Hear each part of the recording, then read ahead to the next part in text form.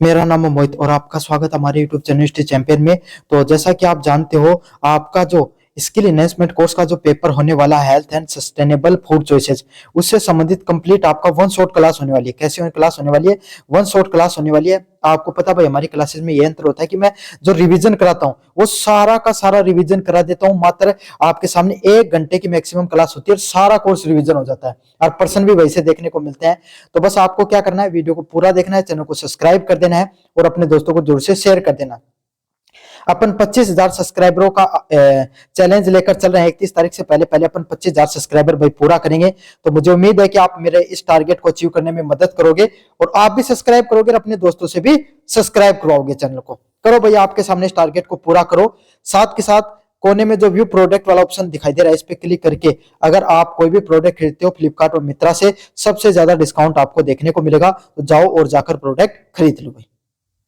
साथ ही साथ काफी बच्चों का सवाल होता है, सर जो क्लास मैं आपके सामने करवा रहा हूँ, ये इसकी जो पीडीएफ की नोट्स कहाँ पर मिलेंगे? तो फ्री में हमारे टेलीग्राम चैनल पे मिलते हैं। टेलीग्राम चैनल का लिंक डिस्क्रिप्शन में दे रखा है, जाओ और टेलीग्राम के लिंक पे क्लिक करोगे तो आप इस प्रकार के टेलीग्राम चैनल पे पहुंच जाओगे। उसके बाद में आपको क्या करना है, ऊपर की तरफ जो यूनिवर्सिटी चैंपियन लिखा हुआ है इस पे क्लिक करना है और यहाँ पर फाइल वाला सेक्शन है। कौन सा फाइल वाला सेक्शन है, इस पे क्लिक करना है और कोने में जो सर्च वाला ऑप्शन है इस पे क्लिक करके सर्च करना आपको बाकायदा, क्या SEC इतना सर्च कर लेना और यहाँ पर आपके सामने पीडीएफ देखने को मिल जाएगी। SEC third semester all subject Shekhawati university के नाम से। इसमें 2 नंबर पेज पर आ जाना, उस पीडीएफ को खोलोगे और 2 नंबर पेज पे आ जाओगे, तब आपके सामने पीडीएफ खुलकर आपके सामने आ जाएगी। चलिए भाई शुरू करते हैं आपके सामने क्लास को। पहला प्रश्न है, तत्काल खाद्य परिवेश के संदर्भ में स्वास्थ्य व अस्वस्थ भोजन की अवधारणा की व्याख्या कीजिए। मतलब जो तत्काल जो खाद्य परिवेश के संदर्भ में स्वास्थ्य और अस्वस्थ भोजन की अवधारणा होती है उसके बारे में आपको बताना है। क्या होता है तत्काल खाद्य परिवेश, उसके संदर्भ में स्वस्थ और अस्वस्थ भोजन के बारे में आपको बताना है। तत्काल खाद्य परिवेश इमीडिएट फूड एनवायरनमेंट से तात्पर्य हमारे आसपास के उन स्थानों से है जहां भोजन आसानी से उपलब्ध होता है। मतलब तत्काल खाद्य परिवेश क्या था भाई, ऐसी जगह जहां पर आपके सामने तुरंत आपको खाने का भोजन मिल जाए। जैसे कि आप कोई मोमोज की रेडी पर गए और वहां पर बोले कि मुझे 4 मोमोज देना, तो वो आपको निकाल कर दे देगा। आप किसी होटल में गए कि मुझे भाई आपके सामने मटर पनीर की सब्जी खानी है, उसने बनाकर ला दिया। तो इस प्रकार का आपके सामने जो जगहें होती हैं उसको क्या बोला जाता है, तत्काल तत्काल खाद्य परिवेश के नाम से जाना जाता है। किस नाम से जाना जाता है? तत्काल खाद्य परिवेश के नाम से जाना जाता है। जहां भोजन आपके सामने क्या होता है, कोई भी भोजन चाहिए वो आपको आसानी से उपलब्ध हो जाता है। जैसे आपका घर, कैंटीन, कॉलेज कैंटीन, ऑफिस या मेस, मोहल्ले की दुकान होती है, ये इसका उदाहरण होती है। कौन कौन से? जैसे आपका घर हो गया, कॉलेज कैंटीन हो गई, ऑफिस, मेस और मोहल्ले की दुकान होती है, वो सारे के सारे किसका उदाहरण होते हैं भाई? इमीडिएट फूड एनवायरनमेंट का हिस्सा होती हैं। यह परिवेश हमारे भोजन के चुनाव का सबसे अधिक प्रभावित करते हैं। मतलब ये जो जितना भी आपके सामने जो हमारा भोजन होता है, उस भोजन को चुनाव करने को सबसे अधिक प्रभावित करने का काम करते हैं। कैसे? जैसे आपको 2 जगह है, आपको भूख लग रखी है और एक जगह एक दुकान है, 2 दुकानें, एक दुकान पर आपको आधे घंटे में खाना मिलेगा और एक पर जाते ही आपको तुरंत मिल जाएगा। आप किस पे जाओगे? जिस पर आपके सामने तुरंत खाना मिल जाएगा। चाहे तुरंत वाले पे थोड़ा कम अच्छी क्वालिटी का मत मिलो, लेकिन आप यहीं पर जाओगे, क्योंकि भूख ऐसी चीज होती है जिस पर आपके सामने हमारा कंट्रोल नहीं होता है। यही चीज होती है जो हमारे खाने की जो प्रवृत्ति है उसमें बदलाव लाती है। स्वस्थ भोजन यह वह भोजन होता है जो शरीर के आवश्यक विटामिन, खनिज, फाइबर, एंटीऑक्सीडेंट प्रदान करने का काम करता है। हेल्दी फूड कौन सा होता है भाई? हेल्दी फूड वो फूड होता है आपके सामने जो हमारा जो शरीर होता है उसके अंदर अलग अलग प्रकार के विटामिन, खनिज, फाइबर और एंटीऑक्सीडेंट की जो जरूरत होती है उसको आपके सामने हमें प्रोवाइड करवाने का काम करता है। तत्काल परिवेश में यदि फल, कच्ची सब्जियां, अंकुरित अनाज और मेवे उपलब्ध हैं तो उसको एक स्वस्थ परिवेश माना जाता है। मतलब अगर आपने भोजन मंगवाया और उसके अंदर क्या क्या है, कोई फल खाने को मिल रहे हैं आपको, कच्ची सब्जियां हैं, अंकुरित अनाज है ना, और मेवे, अगर ये सब चीजें, मेवे मतलब काजू बादाम वगैरह मिल रही हैं, तो आपके सामने कैसा होगा? एक हेल्दी फूड होगा। कैसा होगा? हेल्दी फूड होगा। हेल्दी एनवायरनमेंट के नाम से जाना जाता है। स्वस्थ भोजन प्रकृति के प्राकृतिक रूप में होता है। अगर अपन समझे कि सबसे स्वस्थ भोजन कौन सा होता है, जो डायरेक्ट प्रकृति से आपको उपलब्ध हो, पेट को तुरंत फल से तोड़कर फल को तुरंत पेट से तोड़कर आपने खाया, तो एक ऐसा भोजन आपके सामने भाई हेल्दी फूड है। कैसा फूड है? हेल्दी फूड है। और कृत्रिम मिठास या हानिकारक वसा नहीं होती है। और ऐसा फूड हेल्दी होता है जिसमें कोई भी प्रकार की आर्टिफिशियल शुगर नहीं होती है। क्या नहीं होती है? Artificial sugar. और आपके सामने जो हानिकारक कैसी? जो आपके सामने जो हानिकारक आपके सामने जो अनसैचुरेटेड फैट नहीं होती है, क्या नहीं होती है? अनसैचुरेटेड फैट नहीं दिखाई पड़ती है, वो वाला आपके सामने सबसे अच्छा खाना होता है। अस्वस्थ भोजन, अनहेल्दी फूड, इसे अक्सर अल्ट्रा प्रोसेस्ड भोजन भी कहा जाता है। अनहेल्दी फूड कौन सा होता है भाई? जो दुकान से आप खाकर लाकर जो भोजन खाते हो ना, वो अस्वस्थ भोजन होता है। क्यों? उसको 2 से 3 बार क्या किया जाता है? प्रोसेस करके बनाया जाता है, उसी को आपके सामने अनहेल्दी फूड के नाम से जाना जाता है। कौन से फूड के नाम से? अनहेल्दी फूड वो फूड होता है जो आपके सामने 2 से 3 बार, जिसको बार बार प्रोसेस करके बनाया जा रहा है, वो अनहेल्दी फूड या अल्ट्रा प्रोसेस फूड होता है। हमारे तत्काल प्रवेश में यदि चिप्स, कोल्ड ड्रिंक, समोसे, बर्गर जैसी चीजें उपलब्ध है, तो ये व्यक्ति को अनजाने में इसका सेवन अधिक करता है। मतलब अगर हम खाना खाना शुरू किया और उसके अंदर चिप्स, कोल्ड ड्रिंक या समोसे, बर्गर जैसी चीजें, मतलब जंक फूड है, आपके खाने में अगर जंक फूड ऐड है, तो इसका मतलब क्या है? ये आपका जो शरीर है उसको ज्यादा नुकसान पहुंचाएगा और उसको और अधिक खराब करने का काम करता है आपके शरीर को। तो व्यक्ति अनजाने में अधिक सेवन करता है और खाली कैलोरी, एम्प्टी कैलोरी से अधिक होती है। मतलब एम्प्टी कैलोरी क्या होता है? कैलोरी क्या होता है आपके सामने? जैसे आप कैलोरी आपके शरीर में कैसे काम करती है? जैसे आपके बैग है, आप स्कूल में जाते थे, बैग लेकर जाते थे, अब उसके बैग के अंदर आपके सामने किताबें, वो तो काम की चीज है ना, लेकिन आपने क्या कर लिया? 1 किलो का पत्थर रख लिया उसमें, क्या वो कोई काम का आपके स्कूल के लिए नहीं है? बस वो वजन को बढ़ा रहा है। तो उसी, या आप ऐसे समझ लो, ये भी उदाहरण समझ तो 4-5 किताबें आपने अपनी सिस्टर की रख ली जो आपसे छोटी क्लास में, वो किताबें आपकी कोई काम की है? नहीं काम की। तो इसी को एम्प्टी कैलोरी कहा जाता है। एम्प्टी कैलोरीज क्या होती हैं? आपके शरीर में जो बर्गर, पिज्जा वगैरह खाते हो, ये आपके शरीर में एक्स्ट्रा एनर्जी देने का काम करती है, जिससे आपके शरीर को कोई जरूरत नहीं होती है। इससे वजन बढ़ने और बीमारियों का कारण बनता है, जिससे क्या होता है? आपके शरीर में जो वजन बढ़ता है और अलग अलग प्रकार की जो बीमारियां हैं वो भी होनी शुरू हो जाती हैं। यदि हमारे आसपास स्वस्थ विकल्प उपलब्ध हो और सस्ते हो, तो स्वस्थ जीवन शैली को अपनाना चाहिए। अगर हमारे पास क्या स्वस्थ, कैसा आपके सामने अगर हेल्दी ऑप्शंस हो, कैसे ऑप्शन हो? हेल्दी अगर आपके पास ऑप्शन हो, तो हमें और सस्ते भी हो, ऐसे नहीं कि बहुत ज्यादा महंगे हो भाई, क्योंकि हर आदमी महंगी चीजें खरीद भी नहीं पाता है। अगर आपके पास हेल्दी फूड हो और सस्ता भी हो, चीप भी हो और हेल्दी भी हो, तो इस प्रकार का भोजन आपको उसको चुनना चाहिए। तो स्वस्थ जीवन शैली के लिए उसको अपनाना आसान हो जाता है। तो इस प्रकार का भोजन जो सस्ता भी हो और आपके शरीर के लिए भी अच्छा हो, उसको आप अपना सकते हो। परिवेश में फलों की टोकरी रखना और कैंटीन में सलाद उपलब्ध होना स्वस्थ भोजन की अवधारणा को मजबूत करता है। अगर आप फलों की टोकरी रख रहे हो, मतलब अगर आप खाने में क्या कर रहे हो? फलों की टोकरी रख रहे हो, मतलब आप खाने में सलाद ले रहे हो, फल खा रहे हो, साथ के साथ आप क्या कर रहे हो? आपकी कैंटीन में अगर जो सलाद वगैरह उपलब्ध है, तो ये क्या होता है? आपके सामने एक अच्छा भोजन होता है। तो ये था तत्कालिक खाद्य प्रवेश क्या होता है और स्वस्थ अस्वस्थ भोजन शैली क्या होती है, इसके बारे में अपन ने विस्तार से देखा। कैसा लगा वीडियो? बताना भाई, सारे विद्यार्थी कमेंट जरूर कर दिया करो। आप सभी के विद्यार्थियों के कमेंट देखता हूं मैं, रिप्लाई करो ना करो, लेकिन देखता जरूर हूं। पोषक तत्वों की प्रोफाइलिंग क्या होती है? खाद्य लेबल HFSS खाद्य पदार्थों की पहचान में कैसे सहायक होते हैं? पोषक तत्व रिफाइनिंग, न्यूट्रिएंट प्रोफाइलिंग क्या होती है? यह विज्ञान की वो विधि होती है जिसके द्वारा खाद्य पदार्थ अपनी पोषक संबंधी संरचनाओं के आधार पर वर्गीकृत या रैंक किया जाता है। मतलब न्यूट्रिशन प्रोफाइलिंग क्या होता है? जैसे आपकी कक्षा में ना, जब इस तरीके से क्या था, भैया इंटेलिजेंट स्टूडेंट है, ये थोड़ा कमजोर है, उससे कमजोर है, रैंक दी जाती थी ना, रैंक 1 पर सबसे इंटेलिजेंट, रैंक 2 पे उससे कमजोर, उससे थोड़ा कम इंटेलिजेंट, रैंक 3, 4, 5, इस तरीके से। इसी तरीके से फूड को भी रैंकिंग की जाती है, भोजन होता है उसको भी रैंक किया जाता है, उसको न्यूट्रिएंट प्रोफाइलिंग के नाम से जाना जाता है। किस नाम से जाना जाता है? न्यूट्रिएंट प्रोफाइलिंग के नाम से जाना जाता है। और इसका अर्थ होता है कि कोई भी पोषक संबंधित जो तत्व है, कोई भी भोजन के अंदर कितने पोषक तत्व हैं, इसके आधार पर उसको रैंक किया जाता है। इसका मुख्य उद्देश्य स्वस्थ व अस्वस्थ खाद्य पदार्थों के बीच में अंतर करना है। मतलब न्यूट्रिशन प्रोफाइलिंग किस चीज में मदद करती है? न्यूट्रिएंट प्रोफाइलिंग इस चीज में मदद करती है कि कोई भी भोजन है वो आपके सामने क्या है, स्वस्थ है, आपके लिए स्वस्थ है या अस्वस्थ है, इस चीज के अंतर बताता है। भाई थे एक बात बताओ, अगर थान कक्षा में उछाटा पर छाटना हो तो 1 नंबर का विद्यार्थी और 50 नंबर का विद्यार्थी है, थार क्लास में 100 बच्चे हैं, तो 1 नंबर का विद्यार्थी थे छाटोगा, 1 नंबर विद्यार्थी लेके जाओगा, 50 नंबर का रैंक आलन लेके जाओगा, 50 नंबर रैंक वाला। क्यों आपको? सॉरी, 1 नंबर के रैंक वाले, क्योंकि 1 नंबर वाला क्या इंटेलिजेंट है और 50 नंबर रैंक वाला कमजोर है। तो इससे क्या पता चलता भाई? 1 नंबर रैंक वाला इंटेलिजेंट है, 50 नंबर वाला थोड़ा कम इंटेलिजेंट है। तो यही इसके जो न्यूट्रिशन प्रोफाइलिंग की जाती है, इसमें भी ये पता चलता है रैंक दी जाती है first, second, third, fourth, fifth. इससे पता चलता है भाई एक नंबर वाला आपके सामने अच्छा है, 2 नंबर वाला और अच्छा है, जिसका लास्ट में आ रहा है वो आपके शरीर के लिए बिल्कुल भी अच्छा नहीं है। HFFS खाद्य पदार्थ कौन से होते हैं? इनका पूरा नाम high fat sugar and salt.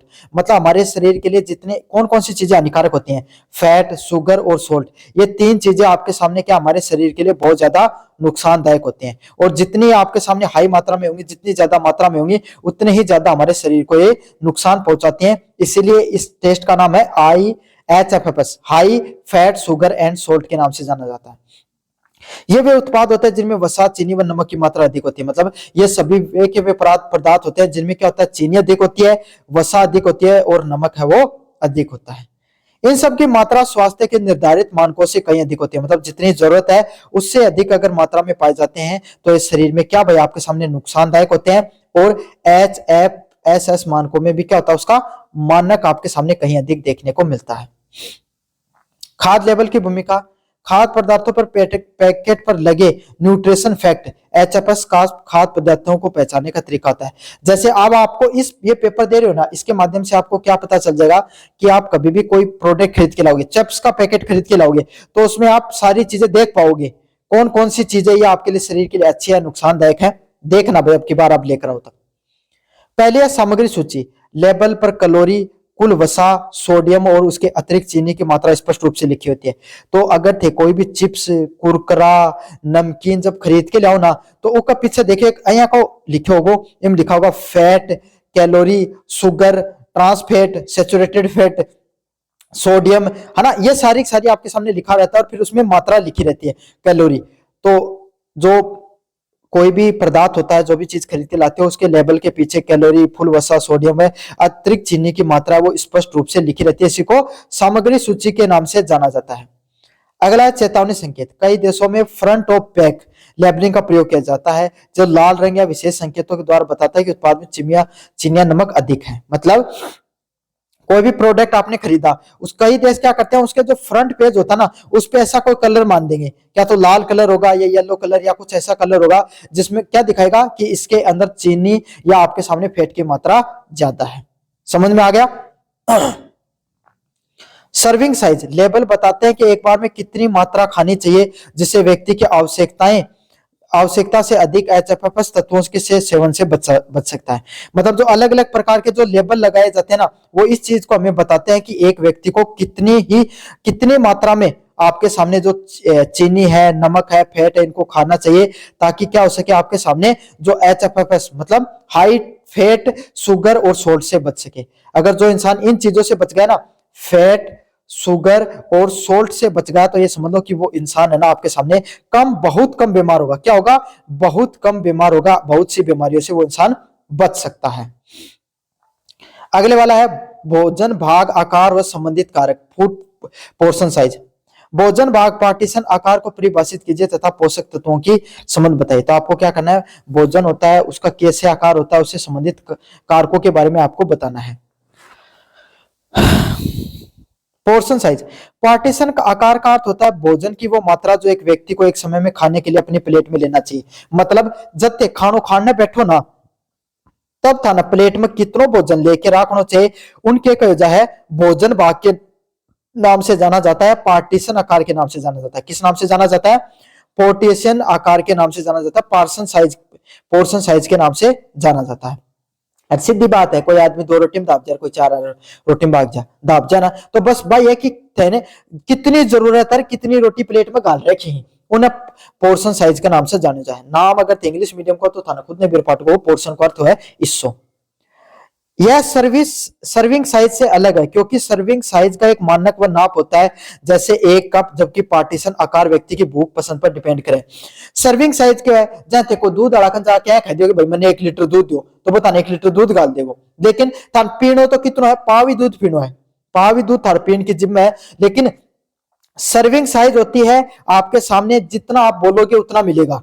जैसे दूध वालों को बोला आपने कि 1 लीटर दूध डाल के दे, वो सर्विंग साइज है। और आपके सामने जो पार्टीशन साइज क्या होती है, आपको पाव दूध पीने की मन में आ रखी है, पाव दूध पीना आपको, है ना, तो उसको क्या कहा जाएगा, वो आपके सामने पोर्शन साइज के नाम से जाना जाता है। जिन भाई कोई आदमी कितनी भूख लग रही है, उन कितनी बात चीज पसंद है, उन्हें पार्टीशन साइज के नाम से जाना जाता है।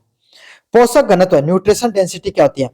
पोषक घनत्व का अर्थ होता है कि कैलोरी की तुलना में भोजन में मौजूद पोषक तत्व है। मतलब पोषक जो न्यूट्रिशन डेंसिटी क्या होती है भाई, न्यूट्रिशन डेंसिटी होती है कि कैलोरी की तुलना में कितने पोषक तत्व है। मतलब एक भोजन खाओ, एक खानो खाओ, जाते समोसा खा के आया तो समोसा पोषक तत्व के वही जो शरीर ने था ना, शरीर के अंदर मजबूती प्रदान करने को काम करें, और कैलोरी क्या शरीर ने ऊर्जा देने को काम करे।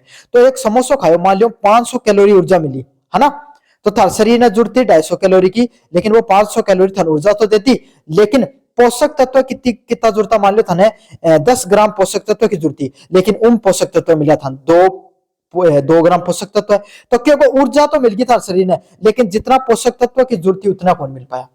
कौन समझ में आई? मैं बताऊं, पौधा, ये एग्जाम्पल समझ जाओ, कोई पौधो है ना, उन यूरिया डालने लग रहे होते, समझ में आ गई?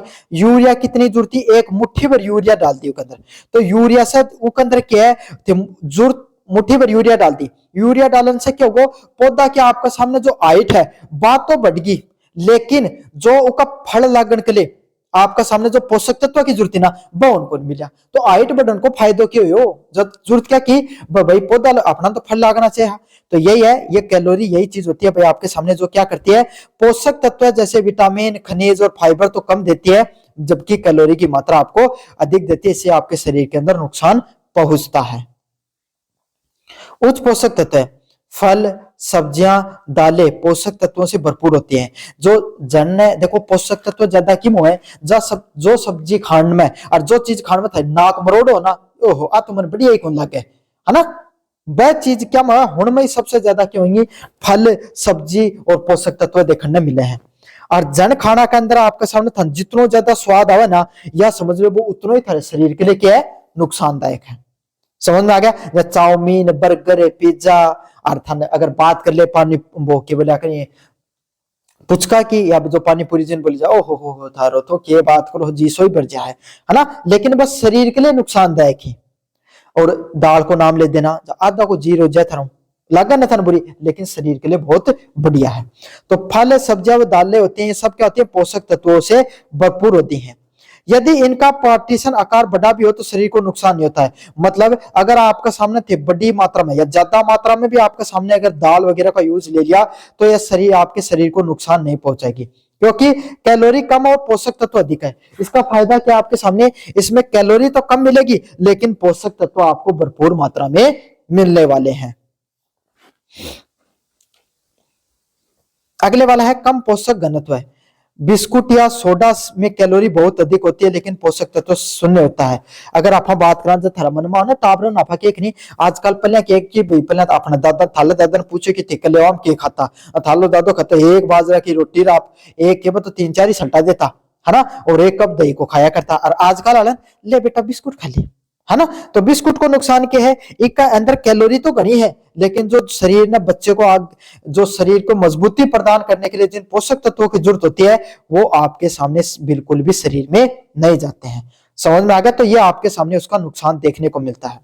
इनका छोटा सा पार्टीशन भी शरीर में ढेरों कैलोरी का ढेर लगा देता है। अगर मान लेते एक बिस्कुट को पैकेट खाते हैं तो पेट भर जाए है ना, लेकिन बस शरीर में जो पोषक तत्व की जरूरत थी वो कौन मिल पाओ। अब देखो गुरुजी बड़े देर की तरह पोषक तत्व करता क्यों है यो, अरे बेटा यो एक चीज मान ली थी खा तो लियो, लेकिन वो कचरो खा रहे हो, कोई काम कोई को नहीं। समझ में आ गया था, शरीर ना मतलब मजबूत करने को काम कौन करे, एक तरीका से कचरो ही है वो। स्वस्थ रहने का मंत्र है उच्च पोषक घनत्व वाले खाद्य पदार्थ का पोर्शन आकार बढ़ा रखें और कम पोषक तत्व वाले का कम रखें। सीधी बात है, दाल खाया करो प्लेट भर के, अरे मोमोज और कुरकुरार खाया करो कम, बस इतनी बात है, यही बात खाने जा रही। अगले वाला है पार्टीशन नियंत्रण की अवधारणा तथा स्वस्थ आहार बनाए रखने के लिए मैं तो समझाइए। मतलब पार्टीशन नियंत्रण मतलब आपका जो पोर्शन है, कितना भोजन आपको लेना चाहिए, उसको कैसे कंट्रोल में रख सकते हैं, साथ के साथ हम ये कैसे समझ सकते हैं कि हमें जीवन में कितना भोजन खाना चाहिए, इसके बारे में आपको बताना है। पार्टीशन नियंत्रण क्या होता है, ये सचेत रूप से ये तय करने की प्रक्रिया होती है कि हमें कितना खाना चाहिए। पार्टीशन कंट्रोल का अर्थ यही होता है कि ये हमें ये बताता है कि हमें कितना भोजन करना चाहिए। पार्टीशन कंट्रोल यही बताता है हमें कि कितना भोजन है आपके सामने हमें करना चाहिए। इसी को पार्टीशन कंट्रोल के नाम से जाना जाता है। इसका मतलब भूखा रहना नहीं है, बल्कि शरीर की वास्तविक आवश्यकताओं के अनुसार सही मात्रा में भोजन करना होता है। एक और इसका अर्थ यही होता है आपके सामने कि शरीर में आपको कितनी मात्रा में भोजन करना चाहिए, मतलब शरीर में कितनी मात्रा में भोजन की जरूरत है उतनो मात्रा में शरीर में भोजन खाना चाहिए। जया कोई कई कई आदमी जो दापण कोई भी भूख लाग रही है 2 रोटी की खींच के खा 4 रोटी हुआ ना कई लोगों के साथ, तो उसको क्या कहा जाता है भाई, पार्टीशन नियंत्रण के नाम से जाना जाता है। जितनी थन शरीर में जरूरत है उतना ही भोजन खाओ, ज्यादा रोटी खाने की जरूरत है तो नहीं, कोई ज्यादा रोटी खानो ज्यादा मोटो को नहीं हो आदमी। अगला है स्वस्थ आहार का महत्व। क्या होता है एक स्वस्थ आहार का महत्व? वजन प्रबंधन। वजन बढ़ने का मुख्य कारण होता है अधिक कैलोरी लेना। मतलब अगर देखो कि मार तो भाई पेट बढ़ना को सिर मोटा होता जा रहा है, केक रह जा, तो क्यों गो इसका पीछे प्रमुख कारण क्या है? थे कैलोरी अधिक ले रहे हो, क्या कर रहे हो? अधिक कैलोरी को भोजन खा रहे हो। समझ में आ गया? और अधिक कैलोरी का भोजन क्या आपको खा तो लोगे, पेट भर जाएगा, लेकिन आपके शरीर में मजबूती नहीं आ पाती है। पार्टीशन नियंत्रण से हम अपनी पसंद के भोजन खाते हुए भी कैलोरी को सीमित रख सकते हैं। अगर पार्टियन पोर्शन नियंत्रण से पोर्शन कंट्रोल से हम क्या कर सकते हैं? अगर हमें अपना जो मन पसंद का भोजन खाते हुए भी क्या कर सकते हैं? कैलोरी को कंट्रोल में रख सकते हैं। जितनी कैलोरी की जरूरत है उतनी ही कैलोरी को थे भोजन खाओगा। पाचन में सुधार। जब हम सही मात्रा में खाते हैं तो हमारा पाचन तंत्र पे अधिक दबाव नहीं पड़ता है।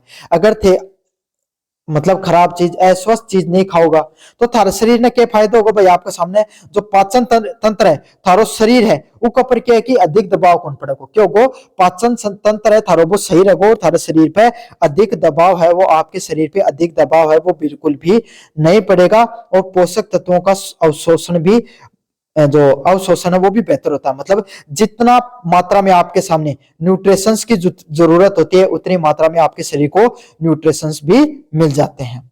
समझ में आ गया? तो अगर सही मात्रा में भोजन लो, अच्छा भोजन लो, ताकि आपका शरीर है वो फिट एंड फाइन रहे। कैसा रहे? आपका शरीर एकदम फिट रहे। इसके लिए आपको क्या करना है? सही मात्रा में भोजन लेना और सही भोजन भी लेना है। रक्त शर्करा और का संतुलन। एक ही बार में बहुत अधिक कार्बोहाइड्रेट खाने से शुगर लेवल बढ़ जाता है। मतलब थारा मन में आ गई कि एक बार में चिप्स खा ली, कुरकुरा खा लिया, कदे आपके सामने कोई बिस्कुट खा लिया, फिर मोमोज खाना चल गया, इतनी सारी चीज खा ली, तो इससे क्या होगा? थारे शरीर में कार्बोहाइड्रेट खाना क्या होता है? जिसके अंदर ज्यादा सोडियम की मात्रा होती है, नमक की मात्रा ज्यादा होती है, तो इससे आपके शरीर में क्या होता है? ब्लड का शुगर लेवल है आपके ब्लड में वो बढ़ जाता है। जो छोटे और नियंत्रित पार्टीशन से आप नियंत्रित कर सकते हो। मतलब छोटा छोटा भोजन के आपके सामने मात्रा में लेकर उसको क्या कर सकते हो? कंट्रोल में कर सकते हो। मनोवैज्ञानिक संतुष्टि। छोटी प्लेटों का उपयोग करने या भोजन को धीरे धीरे चबाकर खाने से मस्तिष्क जल्दी पेट भरने का संकेत मिलता है। अब कई आदमी की क्या शिकायत रहे कि भाई पहले कई देखे थे, कई बार क्या है जो जिमणवार में लोग जिम के और बाद में उल्टी करें, क्यों करें? क्यों उड़के बावला जिम है, पहली से लेके दाप के पूरी प्लेट ने भर ली, सारों को सारो बोले आज तो सारे खा के चला। अरे भाई जिम्मेवारी दूसरा को है, पेट तो अपना ही है। समझ में आ गई? तो इसी तरीके से आपके सामने क्या खाना जब खाओ तो उसे धीरे धीरे आपके सामने चबाकर खाना चाहिए और आपके सामने क्या छोटी प्लेटों का प्रयोग करना चाहिए। गणेश सारी बड़ी प्लेट करोगा तो यहाँ मन में आ जाए कि आज तो लपेट के चलागा सारा सारा। समझ में आ गया? तो इससे आपका शरीर है वो नुकसान पहुंचता है। अगला को तो नुकसान हुआ ना, थारो जरूर हो जाएगा। तो इससे क्या कर सकते हैं? हम ओवर ईटिंग से बच सकते हैं। छोटी प्लेट रखना है और धीरे धीरे चबा चबा के खाना, और खाना खाते समय बोलिया भी कौन क्रिया करें।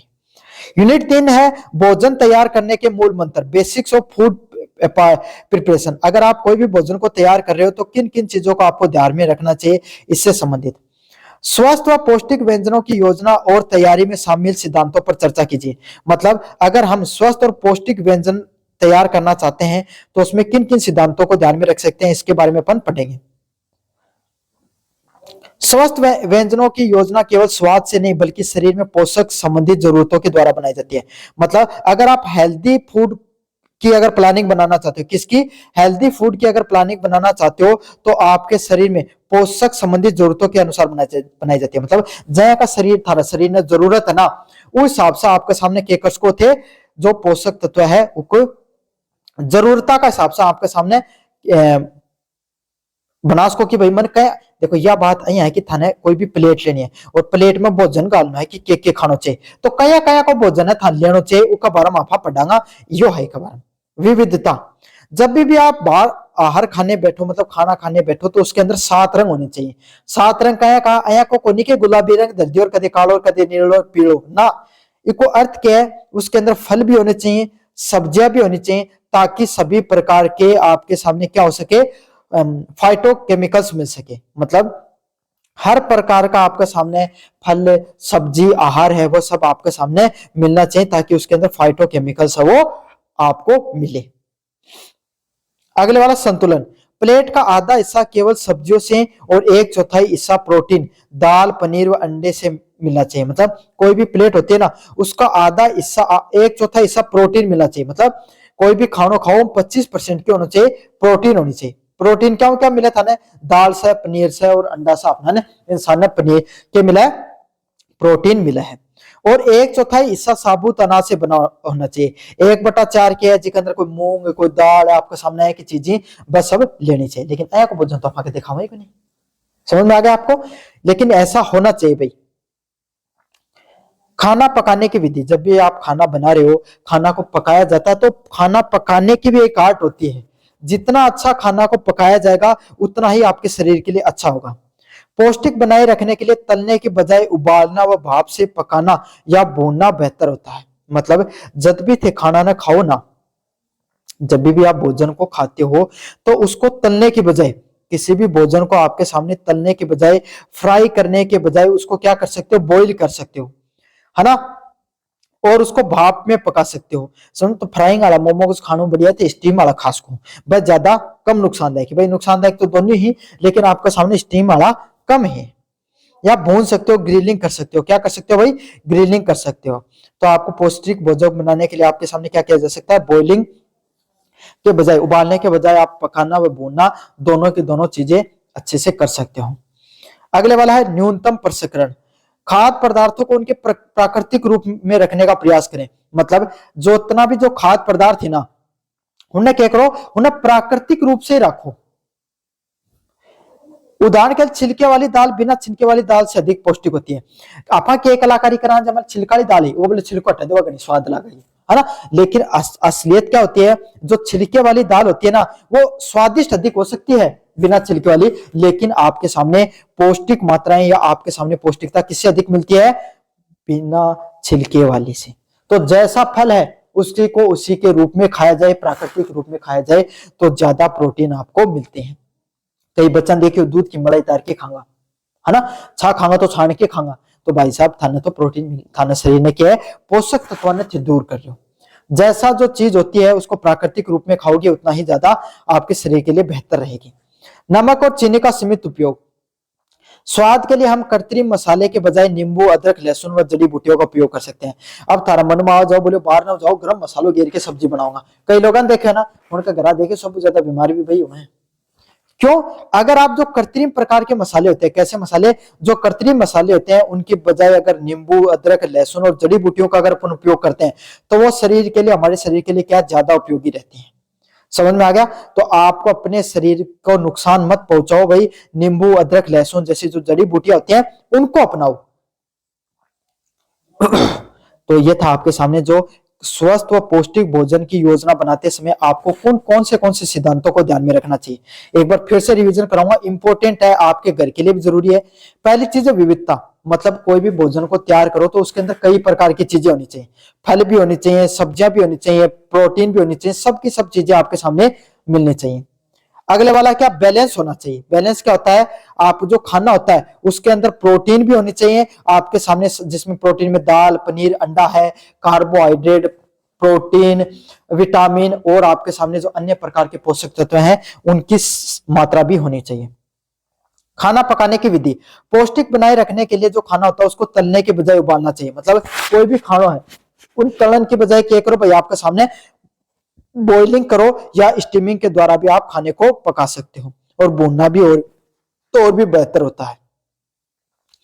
न्यूनतम प्रसंस्करण मतलब आपके सामने क्या है, तो जैसा जो कृत्रिम मत बनाओ भोजन को, भोजन जितना प्राकृतिक रहेगा आपके शरीर के लिए उतना ही अच्छा रहेगा, और आपके सामने नमक और शुगर का उपयोग करने से भाई बचो।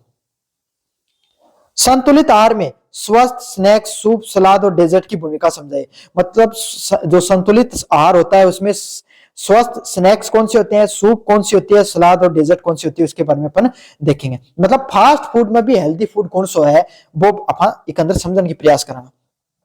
संतुलित आहार केवल मुख्य भोजन, लंच या डिनर तक ही सीमित नहीं होता है। मतलब जो आप संतुलित आहार खाते हो, जो संतुलित भोजन करते हो, आपके सामने उसका वो आपके सामने लंच व डिनर तक ही सीमित नहीं है, बल्कि अन्य व्यंजनों की भी उसमें भूमिका होती है। मतलब कोई भी अगर भोजन कर रहा हो, वो सिर्फ लंच और डिनर को ही आपके सामने महत्व को नहीं, बल्कि जो अन्य भोजन हुई उनको भी बहुत ज्यादा महत्वपूर्ण योगदान हुआ है।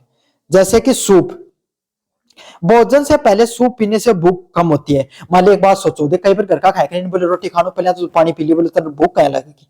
तो बाही चीज यह है, अगर आप खाना खाने से पहले अगर सूप को पी लेते हो तो आपका क्या हो जाता है, आपको जो भूख है वो कम लगती है। क्या है आपके सामने भाई, जो शरीर में भूख है वो काफी कम लगने लगती है। जिससे व्यक्ति मुख्य भोजन कम खाता है, जिससे कि आपके सामने जो मेन आपके सामने जो भोजन होता है, मुख्य भोजन होता है, जो प्लेट में थे गाल रखा है वो थे कम खाओगा। शरीर को हाइड्रेटेड रखता है और सब्जियों को अर्क प्रदान करता है। इससे अच्छा सूप पीने का सिर्फ यही फायदा नहीं है कि आप कम खाना खाओगे, बल्कि इसका फायदा यह है आपके शरीर को नमी, आपके शरीर के अंदर नमी रखेगा, आपके शरीर को क्या करेगा, हाइड्रेटेड रखेगा, और सब्जियां होती हैं उनको अर्क प्रदान करेगा। सब्जियों क्या प्रदान करेगा, अर्क प्रदान करने का काम करेगा। सलाद, सलाद फाइबर का सबसे अच्छा स्रोत होता है। सलाद होता है ना, वो आपके सामने जो फाइबर होता है उसका सबसे अच्छा आपके सामने स्रोत होता है। अब देखिए होगा भाई फाइबर को के शरीर में उपयोग हुआ है, फाइबर को यो उपयोग हुआ है तारा शरीर में, जो शरीर हुआ है ना अपना जो थारो शरीर है उसके अंदर जो पाचन से संबंधित कई लोगों का समस्या रहे, है ना, कई कई लोगों का भाई कब्ज की समस्या होगी, या फिर आपके सामने जो शरीर है वो जो उतना पाचन शक्ति उनकी बढ़िया को नहीं हुआ, तो होना ज्यादातर उनको फाइबर कमजोर है। तो केकर्स को होते साबुदाना हो ना, जहाँ को दाल होगी हनका जो मोटा अनाज ना खाया करो, इससे फाइबर मजबूत होगा। और फाइबर मजबूत होगो या को नहीं, फाइबर को रेशा मजबूत होगा, खाना का पोषक तत्व तो फाइबर, और वो मजबूत होगा तो आपका पाचन तंत्र भी मजबूत होगा। यह पाचन को बढ़ाता है और कोलेस्ट्रॉल को कम करने में मदद करता है। फाइबर का क्या काम होता है, यह शरीर में कोलेस्ट्रॉल को कम करने में मदद करता है, और आपके शरीर की जो पाचन शक्ति है, आपके शरीर की जो पाचन शक्ति है उसको मजबूत करने का काम करता है, उसको बढ़ाने का काम करता है। कच्चे सलाद में एंजाइम और विटामिन नष्ट नहीं होते हैं। अगर अपन कच्चा सलाद खाते हैं, कैसा सलाद खाते हैं, कच्चा सलाद खाते हैं तो उसमें एंजाइम और विटामिन नष्ट नहीं होते हैं।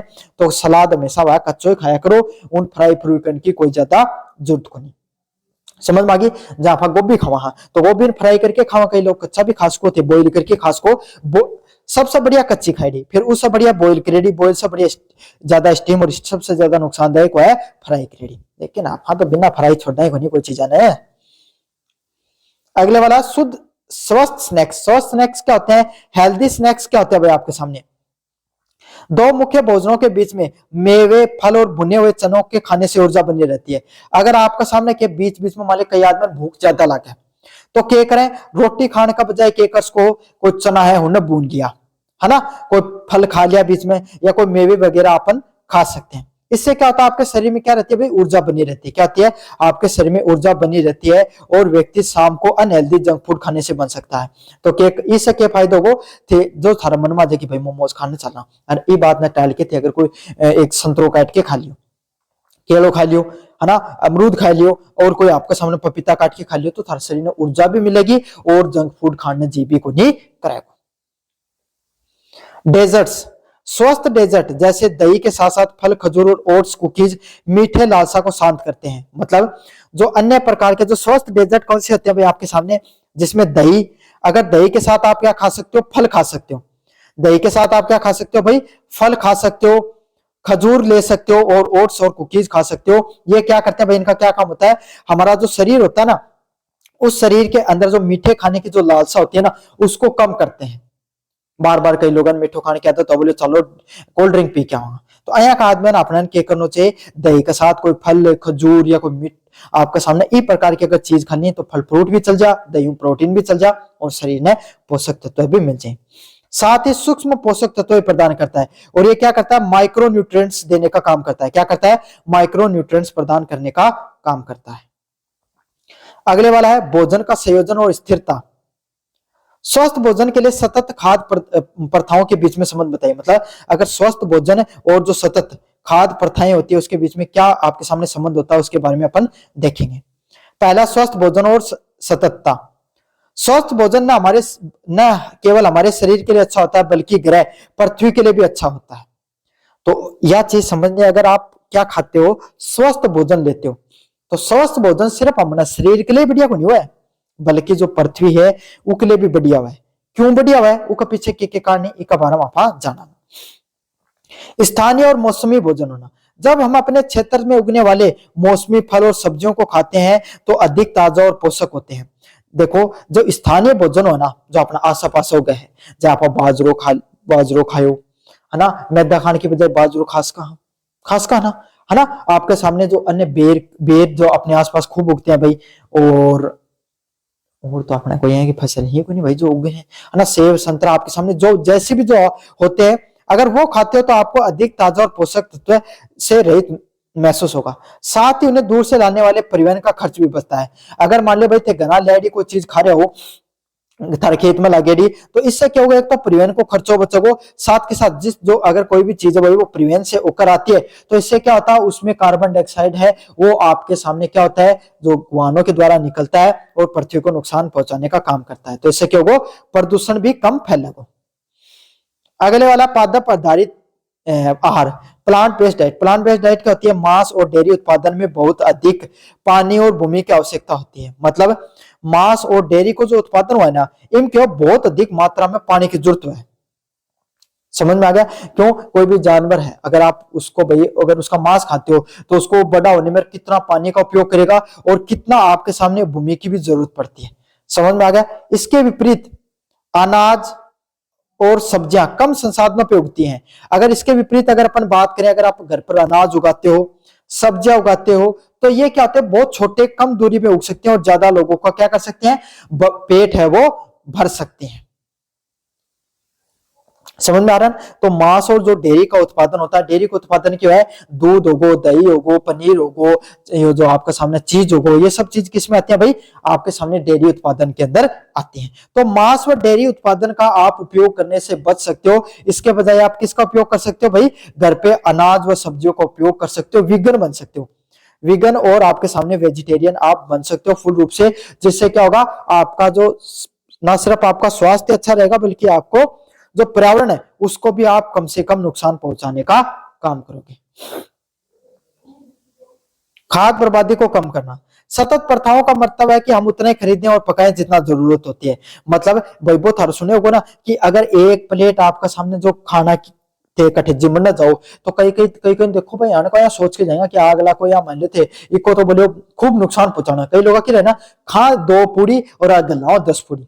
समझ में आ गई? तो ऐसा आपको बिल्कुल भी नहीं करना है। आप जितना खाना चाहते हो उतना ही भोजन को आप हमेशा उपयोग करो, उतना ही पकाओ भी उतना ही, घरा भी उतना ही पकाओ जितना थाना जरूरत हो थारा खाने के लिए। समझ में आ गई? घर में 2 मेंबर है उसी के हिसाब से खाना पकाओ, 5 लोगों का खाना मत पकाओ। इससे आपके घर पे पैसे भी बचेंगे, साथ के साथ आपके सामने क्या होगा, जो खाना है उसकी बचत होगी, उसका आपके सामने वेस्टेज नहीं होगा। भोजन फेंकना संसाधनों की बर्बादी होती है। भोजन फेंकना एक प्रकार से समझ लो पाप भी होता है आपके सामने, जैसे अपन पाप करते हैं एक प्रकार से अगर भोजन फेंकते हो तो। अंततः जो भोजन प्राकृतिक है उसे और कम रसायनों से उगाया जा सकता है, वो हमारे शरीर और प्रकृति के लिए सतत होता है।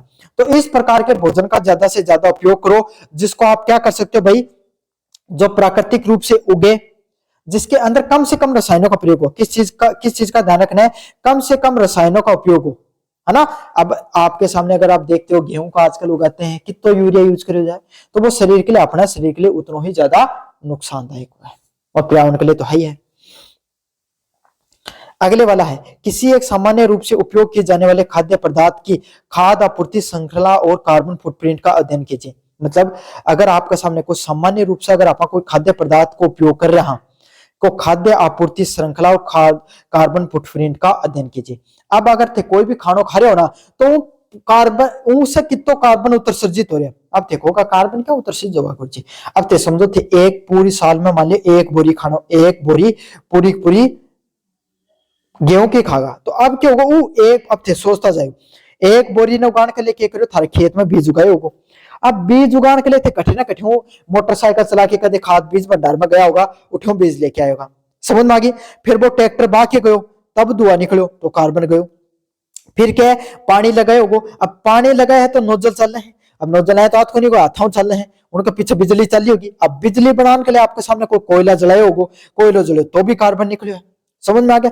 अगर आपने गेहूं आपका खेत से लेकर आपके घर तक लाए हो उस समय भी वायु प्रदूषण हुआ है। उसके अंदर अलग अलग रसायन गिरे उन रसायन से भूमि प्रदूषण होता है। तो ये किसके नाम से जाना जाता है भाई आपके सामने कार्बन फुटप्रिंट के नाम से जाना जाता है। कोई भी भोजन को जब आप प्राप्त करने के लिए कितना कार्बन को उत्सर्जित करते हो उसको कार्बन फुटप्रिंट के नाम से जाना जाता है। किस नाम से जाना जाता है? कार्बन फुटप्रिंट के नाम से जाना जाता है। आइए दूध का उदाहरण लेते हैं और हम सामान्य खाद्य पदार्थ को समझने का प्रयास करते हैं। मतलब दूध के माध्यम से समझेंगे कि भाई खाद्य आपूर्ति श्रृंखला क्या होती है उसके माध्यम से अपन समझने का प्रयास करेंगे। सबसे पहले उत्पादन डेयरी फार्म में गाय भैंसों का पालन और चारा कराना। सबसे पहले क्या करोगे भाई कोई भी दूध न उत्पादित करने के लिए है ना डेयरी की जरूरत पड़ेगी। जिम डेयरी में भाई गाय रखोगा भैंस रखोगा उन्हें क्या करोगा भाई आपके सामने उन्हें पालोगा और चारों खिलाओगा। इसको क्या बोला जाता है? उत्पादन के नाम से जाना जाता है। किस नाम से जाना जाता है? उत्पादन के नाम से जाना जाता है। फिर आप क्या करते हो? संग्रहण करते हो। संग्रहण का क्या अर्थ होता है? दूध को दहना और उसको चिलिंग सेंटर तक पहुंचाना। मतलब जितना दूध लेके आया उन दूर आओ मतलब निकाल रहे हो दूध ने और चिलिंग सेंटर कटे भाई दूध ने तो हाथ कौन मिल जाता है तावड़ी में दर्द होगा तावड़ी में दर्द है तो खराब हो जाएगा। उन ठंडा जगह रखे जाए दूध ने हमेशा कट्ठे रखे जाए ठंडी जगह रखे जाए चिलिंग सेंटर बोले जाए। चिलिंग सेंटर मतलब चिल करने में ठंडो करते हैं। अगला होता है प्रसंस्करण पाश्चरीकरण और पैकेजिंग करना। फिर जो दूध आयो उसको क्या करो पाश्चराइजेशन करो। वो क्या है पहले दूध ने 100 डिग्री तक आपके सामने 120 150 डिग्री तक तत्व करो और फिर तुरंत ठंडो कर दियो। तो एक इससे क्या होगा अंदर जितना भी जो बैक्टीरिया वगैरह था या कोई हानिकारक वायरस वगैरह वो सब का सब मर जाओ है और फिर उसकी क्या करोगे पैकेजिंग करोगे। फिर क्या क्या भाई उसकी पैकेजिंग किया गया कोई डेयरी प्लांट में उसकी पैकेजिंग की जाती है। दूध था दूध आनों की बात चल रही है। वितरण ट्रकों के माध्यम से दुकान तक दूध पहुंचाना। फिर क्या क्या गया उसको जो ट्रकों में भरकर उस दूध को हर घर घर तक पहुंचाने का काम किया गया दुकान तक पहुंचा गया और दुकान से क्या किया गया आपके सामने आपने उपयोग किया। उपयोग में क्या क्या ग्राहक द्वारा खरीदारी की गई और उसका उपयोग किया। फिर क्या ग्राहक भाई तरह मनमाई तो खरीद के लिया। तो कोई भी फूड खाद्य आपूर्ति श्रृंखला क्या होती है? सबसे पहले किसी भी चीज का उत्पादित किया जाता है। तो दूध उत्पादित करने के लिए थाने भेड़ पालनी पड़ी जो गाय भैंस वगैरह पाल ली। फिर उन क्या करो भाई संग्रहण करो स्टोरेज करो। स्टोरेज करने में क्या करोगा दूध ने दुयो है फिर चिलिंग सेंटर में लेके गया हूं। फिर प्रसंस्करण में क्या करोगे दूध में पाश्चरीकरण करे गए और उसकी पैकेजिंग करी गई। फिर क्या करे जाए डिस्ट्रीब्यूशन करे जाए। डिस्ट्रीब्यूशन में क्या है उन अलग अलग जगह तक भेजा जाए और फिर क्या उपभोग के लिए जो आपके सामने ग्राहक है द्वारा उसको खरीदारी और उपयोग के लिए यूज में लिया जाता है। अगले वाला कार्बन फुटप्रिंट। दूध का कार्बन फुटप्रिंट काफी अधिक होता है। मतलब जो दूध को उत्पादन करे जाना उसको कार्बन फुटप्रिंट बहुत अधिक देखने मिला है। गाय मीथेन गैस छोड़ती है। अब आया तो कौन गाय मीथेन गैस छोड़ आप ही छोड़ती जाए ना।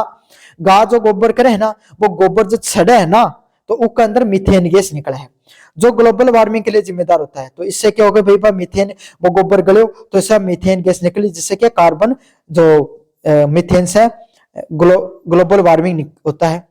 चारा उगाने के लिए उपयोग किए जाने वाले उर्वरक और परिवहन के दौरान ट्रकों से निकलने वाले धुआं से भी कार्बन फुटप्रिंट होता है।